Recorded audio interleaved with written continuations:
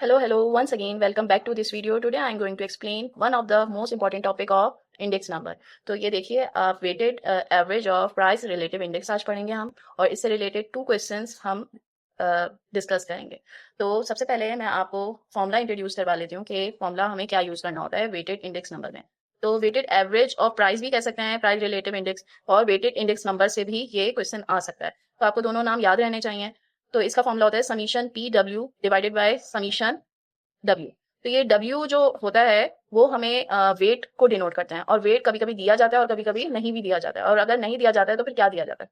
तो सबसे पहले देख लीजिए कि वेट डब्ल्यू जो है वेट ऑफ द कमोडिटी होता है, जो गिवन डेटा होता है उसमें वेट दिया जाता है, और पी होता है प्राइस रिलेटिव इंडेक्स, जो कि हम इस तरह फाइंड करते हैं कि current year divided by base year होता है। ठीक है, और क्वेश्चन में बता दिया जाता है कि कौन सा आपको बेस ईयर रखना है, कौन सा करंट ईयर। अब ये देख लेते हैं कि जब हमें डब्ल्यू नहीं दिया जाए, यानी कि वेट नहीं दिया जाए, तो फिर क्या दिया होगा। तो क्वांटिटी हमें दी गई होगी, अगर वो बेस ईयर की दी गई है तो इसका मतलब है कि वो ये जो फॉर्मूला ऊपर वाला है वेटेड एवरेज का, वो फॉलो कर रहा है लेस फेयर फॉर्मूले को। ठीक है, और अगर हमें करंट ईयर का क्वांटिटी दिया है तो वो पाशीज फॉर्मूले को फॉलो करेगा। इसका मतलब ये है कि हम अगर हमें करंट ईयर दिया जाए और पाशीज फॉर्मूला लगा दें तो वेटेड एवरेज भी हमारा निकल जाएगा। तो ये कैसे आप कह सकते हैं? अगर आप इस फॉर्मूले में पी की वैल्यू और डब्ल्यू की वैल्यू डाल देंगे, तो अगर बेस ईयर होगा तो उसमें लेस ईयर फॉर्मूला फॉलो कर रहा होगा, और अगर करंट ईयर की क्वांटिटी दी गई होगी तो ये फॉर्मूला फॉलो कर रहा होगा पाशीज का। ठीक है, आई होप अभी तक आपको ये समझ में आ गया होगा। अब नेक्स्ट हम इससे रिलेटेड 2 क्वेश्चन सॉल्व करेंगे। चलें करके देखिए, क्वेश्चन 1 है। सबसे पहले हम आसान क्वेश्चन करेंगे, उसके बाद मैं थोड़ा सा डिफिकल्ट क्वेश्चन सॉल्व करूंगी। देखिए, इस क्वेश्चन में आपको weighted average index number find करना है। सही है, तो डेटा में आपको कमोडिटी दिया हुआ है, और प्राइस भी दिया हुआ है। प्राइस करंट ईयर का भी दिया है, बेस ईयर का भी दिया है, और साथ में वेट भी दिया गया है।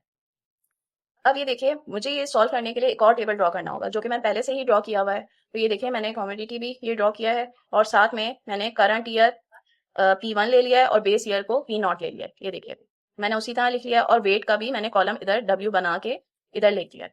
तो अब इसको हम सॉल्व करते हैं अकॉर्डिंग टू आवर फॉर्मूला। आप इधर फॉर्मूला भी पहले लिख सकते हैं चाहें तो, ताकि आप उसी तरह उसके अकॉर्डिंग कर सकते हैं। जैसे वेटेड है ना, वेटेड एवरेज प्राइस इंडेक्स है, तो आई लिख देती हूँ is equals to summation P W over summation W. तो आपको मेनली क्या चाहिए? समीशन पी डब्ल्यू और डिवाइडेड बाय समीशन डब्ल्यू। तो ये आपको प्लस करके निकालना है, तो इसका हो जाएगा 140। ठीक है, और इसको कैसे फाइंड करेंगे? P1 divided by P0, 5 divided by 4 multiply by 100, जो कि आ जाएगा 125। इसी तरह मैंने ये सब सॉल्व किए हैं। 150 इसका आ जाएगा। आप चाहें तो चेक कर सकते हैं कि आपका भी ये आ रहा है या नहीं। और उसके बाद P की ये सारी वैल्यूज आ जाएंगी, तो इन दोनों को मल्टीप्लाई करेंगे। जब इन दोनों को मल्टीप्लाई करेंगे तो ये आ जाएगा 7500 7500 6000। ठीक है, अब इन सबको प्लस कर देंगे तो आ जाएगा 21,000। ठीक है, अब फॉर्मूला लगाएंगे। तो फॉर्मूले में हम ये लिख लेते हैं वेटेड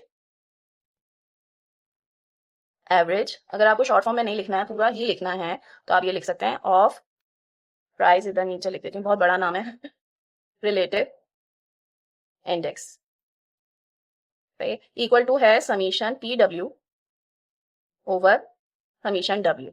ठीक है, ये मैं फॉर्मूला लिख लिया। अब इसमें से वैल्यूज में लिख लेती हूँ। 21,000 डिवाइडेड बाय 140, तो ये मेरे पास आ रहा है आंसर 150। इसका एवरेज वेट आ रहा है। ठीक है, एवरेज वेट, या फिर आप इसे कह सकते हैं कि weighted average price relative index. सही है, इंडेक्स नंबर। तो अब हम नेक्स्ट क्वेश्चन करते हैं। नेक्स्ट क्वेश्चन इससे थोड़ा सा डिफिकल्ट है, लेकिन होगा आसान।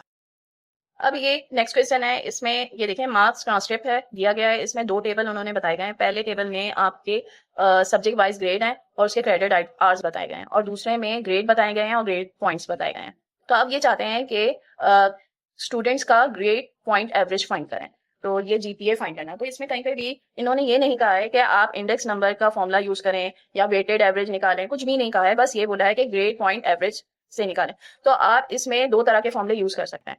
एक तो डिस्क्रीट सीरीज में जो मीन निकालते थे उससे भी निकाल सकते हैं, और साथ में इंडेक्स नंबर में आप ये वेटेड एवरेज का भी फॉर्मूला लगा सकते हैं। तो मैं दोनों फॉर्मूला लिख देती हूँ। देखें, अगर आप डिस्क्रीट सीरीज का फॉर्मूला लगाते हैं, अगर डिस्क्रीट सीरीज का,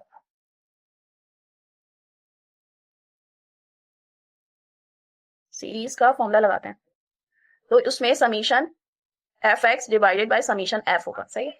और अगर आप फॉर्मूला लगाते हैं ये वेटेड एवरेज का तो उसमें यानी कि इंडेक्स नंबर के थ्रू कर रहे हैं तो आप जो भी फॉर्मूला लगाएंगे सेम होगा, आंसर भी सेम आएगा और मेथड भी सही होगा। तो ये पी डब्ल्यू का फॉर्मूला भी लगाएंगे तो ये सही होगा। तो जबकि मैंने आपको अभी इंडेक्स नंबर पढ़ाया है तो इंडेक्स नंबर का मैं ये वाला फॉर्मूला लगाऊंगी, ठीक है। आप ये भी लगा सकते हैं, बिल्कुल सेम ही होगा, आंसर सेम आ जाएगा। बस ये है कि आपको सिंबल क्या देने हैं वो आपको पता चल जाएगा। अब इसको कैसे सॉल्व करते हैं ये देखें। ये आपको अब ये देखिए, देखें क्वेश्चन भी आपको नजर आ रहा है और इधर मैंने टेबल भी ड्रॉ किया हुआ है, ठीक है। तो ये जो कोर्स वाइज है उसको ग्रेड दिया हुआ है, यानी कि ये पहला वाला टेबल का मैंने इधर तक ये उतारा हुआ है, ठीक है। ये जो आपको कोर्स के वाइज ग्रेड दिए गए हुए थे वो मैंने इधर उतार दिया, ठीक है। अब ग्रेड वाइज मैं इसके पॉइंट्स उतार, ये देखिए बी में मुझे ग्रेड पॉइंट है हमारा 3.0, सही। अब इसी तरह इसका है ए में 4.0 और बी प्लस में है 3.5, सी में है 2.0 और ए प्लस में है 4.5 और डी में है 1.0, सही है। तो ये मैं सारे उतार चुके हैं। अब क्रेडिट आवर्स जो हमें ये दिए गए हैं ये मैं सारे उतार दूंगी। तो क्या है 4 5 3 4 3 4, ठीक है। अब मैं इसको पी की तरह वर्क करवाऊंगी और इसको डब्ल्यू की तरह, ठीक है। तो इस तरह हमारा जीपीए निकल आएगा, यानी कि जो पी ये डब्ल्यू और ये जो है पी ये हम फाइंड कर लेंगे, सही है। ये पॉइंट्स है ना, तो ये पी हम समीशन डब्ल्यू पी करेंगे मल्टीप्लाई। तो ये इन दोनों को मल्टीप्लाई करेंगे तो ये हमारे पास आ जाएगा 4 3 12 20, 4 5 20 और ये है 3.5, ये आ जाएगा 10.5 और ये 8, ये आ जाएगा 13.5 और ये आ जाएगा 4, ठीक है। अब इसका समीशन चाहिए और इसका समीशन चाहिए। इसका समीशन मेरे पास आ रहा है 68 और इसका आ रहा है 23।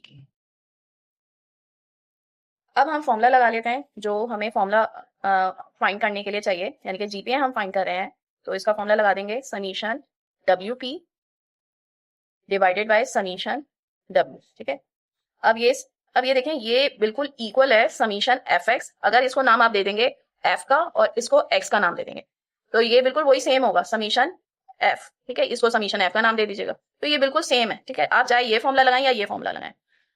तो अब वैल्यूज पुट कर देते हैं 68 डिवाइडेड बाय 23, तो ये आ जाएगा जीपीए हमारे पास 2.96, ठीक। आई होप कि आज आपको जो है ये टॉपिक समझ में आ गया होगा और अगर वीडियो पसंद आए तो लाइक शेयर और सब्सक्राइब जरूर करें। Thank you.